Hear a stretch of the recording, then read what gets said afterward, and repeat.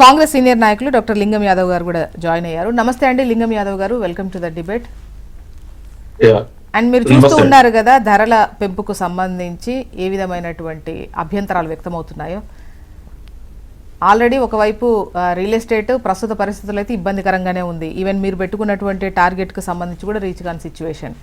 And ఇక్కడే అని కాదు, దేశం మొత్తం మీద ఉన్నా కూడా ఇక్కడ పర్టికులర్గా తెలంగాణ అయితే గతంలో రియల్ ఎస్టేట్ నుంచి పెద్ద ఎత్తున్నే బాగానే ఉండేది ప్రభుత్వానికి. ఇప్పుడు ప్రస్తుతం ఆ పరిస్థితి లేదు. మరోవైపు ఈ పెంచడం కూడా మరింత ఇబ్బందికర పరిస్థితుల్లోకే నెట్టేస్తుంది అనే ఒపీనియన్ వచ్చింది. మీరేమంటారు? మీరన్నట్టు ఎక్కడ కూడా ఏదైతే ఇవాళ మార్కెట్ విలువ సవరించడం జరిగింది తప్ప రిజిస్ట్రేషన్ ఛార్జీలు ఇవాళ ప్రజాప్రభుత్వం పెంచలేదు. ఇవాళ దీనికి కూడా మంత్రి గారు చాలా స్పష్టంగా చెప్పారు, ఇవాళ ఎక్కడ కూడా ప్రజలకు ఇబ్బంది జరగకుండా ఒక శాస్త్రీయ పద్ధతిలో ఇవాళ ప్రజలకు వేగవంతమైనటువంటి సేవలు అందించడం కోసమే ఇవాళ ఈ సవరణలు జరిగినాయి. దీన్ని కూడా పేద ప్రజలు గ్రామీణ ప్రాంతాలలో ఇవాళ అక్కడ ఉన్నటువంటి ప్రజలకు ఇబ్బంది కలగకుండా ఇవాళ అక్కడ అంటే 3 రకాలుగా అంటే 4 రకాలుగా ఇవాళ ఈ సవరణ అనేది జరగడం జరిగింది. ప్రత్యేకించి ఇవాళ గ్రామీణ ప్రాంతాలలో ఇవాళ మనకు తెలుసండి, ఇవాళ బహిరంగ మార్కెట్ లో ఒక భూమి వాల్యూ ఎంత, ఇవాళ మార్కెట్ రేట్ ఎంత, దాన్ని సవరించడం జరిగింది.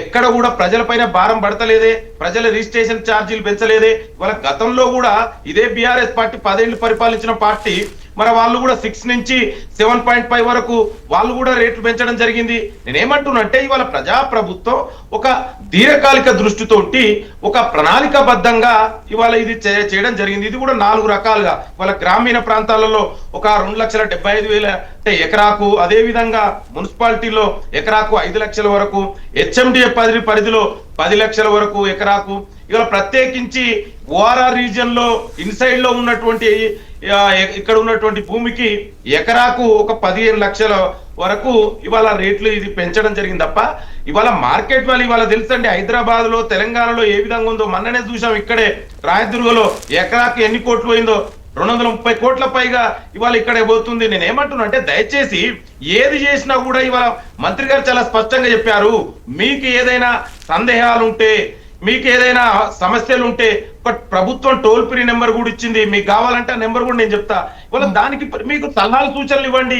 ఏదో గుడ్డిగా వేగ్గా ప్రభుత్వం ఒక చర్య తీసుకుంది, దానికి మీరు ఇష్టం రీతిగా మాట్లాడితే ఎట్లండి? ఇవాళ మీరు ఇవాళ మరి ఎవరేం చేసిర్రు, ప్రజల మీద ఎవరు భారాలు వేస్తున్నారు మాట్లాడదామా? 12 ఏళ్ళ కేంద్ర ప్రభుత్వం ప్రజలను ఏ విధంగా మభ్య పెడుతుంది, భారాలు వేస్తుంది, దాని గురించి మాట్లాడదామా?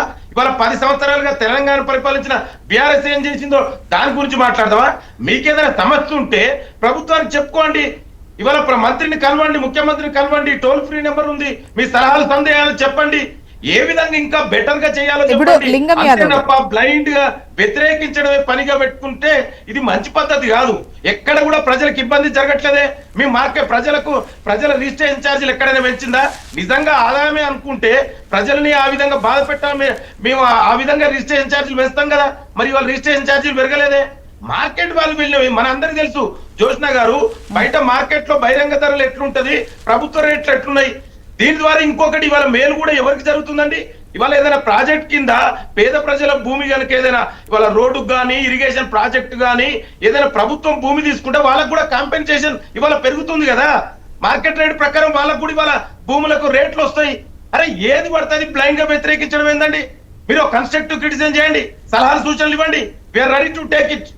ఇవాళ ఎక్కడ కూడా నేను అందుకే చెప్తున్నామండి, ఇంకా కూడా మంత్రి గారు ఇది ఓపెనే, ఇంకా కూడా మీరు సలహాలు ఇవ్వండి, ఇంకా బెటర్ గా చేస్తాం, మేము వినడానికి సిద్ధంగా ఉన్నాం. అంటే లింగం యాదవ్ గారు, ప్రభుత్వమే రేటు పెంచింది కాబట్టి అంటే ఇప్పుడున్నటువంటి మార్కెట్ రేటుకు కూడా మళ్ళీ అదనంగా చెప్పేటువంటి అవకాశం ఉంటుంది. మొన్నటి వరకు ఒక ప్లాటో ఏదో 16 లక్షలకు ఉందనుకోండి, ఇప్పుడు పెరిగింది, మళ్ళీ ఈ లెక్కలన్నీ చూపించేసి లేదు ప్రభుత్వం రేటు పెంచేసింది కదా, ఇగో ఇప్పుడు 18-20 లక్షలు అయిపోయింది అని చెప్పేసి ఎకాఎకిగా అంటే నిన్న చెప్పిన రేటు వాళ్ళు ఉండకపోవచ్చు. ఈ విధమైనటువంటి అటెంప్ట్స్ కూడా జరుగుతాయి. అమ్ముకునే టైంలో అవే కదా జరిగేది. మొత్తం మాట్లాడారు జ్యోత్స్న గారు. మంత్రి గారు చాలా ప్రభుత్వం చాలా స్పష్టమైన అవగాహన ఉందండి.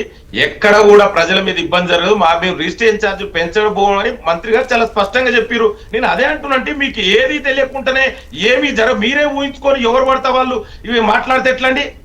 వాళ్ళ మీరు నేను అడుగుతున్నా మీ ద్వారా కూడా చెప్పండి, మంత్రి టోల్ ఫ్రీ నెంబర్ కు మీ సమాచారం ఇవ్వండి, మీ సందేహాలు ఏందో చెప్పండి.